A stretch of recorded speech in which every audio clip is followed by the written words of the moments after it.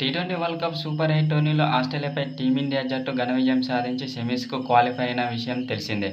అయితే India గెలిచేందుకు ball tampering చేసిందని Pakistan cricket జట్టు మాజీ కెప్టెన్ ఇంజమామ్, అలాగే మాజీ ఆటగాడైన సలీం వివాదాస్పద కామెంట్స్ చేశారు. 16వ ఓవర్లో హర్షదీప్ వేసిన బంతి రివర్స్ స్వింగ్ కావడానికి బాల్ ట్యాంపరింగ్ కారణమని అన్నారు.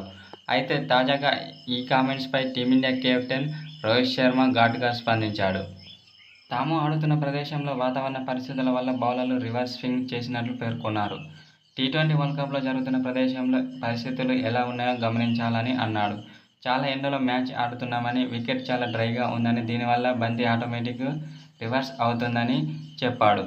దాదాపు అన్ని జట్లకు ఇలాగే జరుగుతుందని అన్నాడు. మేమే కాదు, అన్ని జట్లు రివర్స్ స్వింగ్ చేస్తున్నాయని, ఇటువంటి వ్యాఖ్యలు చేసేందుకు బుర్ర పెట్టి ఆలోచించాలని రోహిత్ శర్మ అన్నాడు. వాతావరణ పరిస్థితులను అర్థం చేసుకోవాలని అన్నాడు. ఇంగ్లాండ్ లేదా ఆస్ట్రేలియా మ్యాచ్ జరగడం లేదనే విషయాన్ని గుర్తుంచుకోవాలని రోహిత్ శర్మ వాళ్లకు సూచించాడు.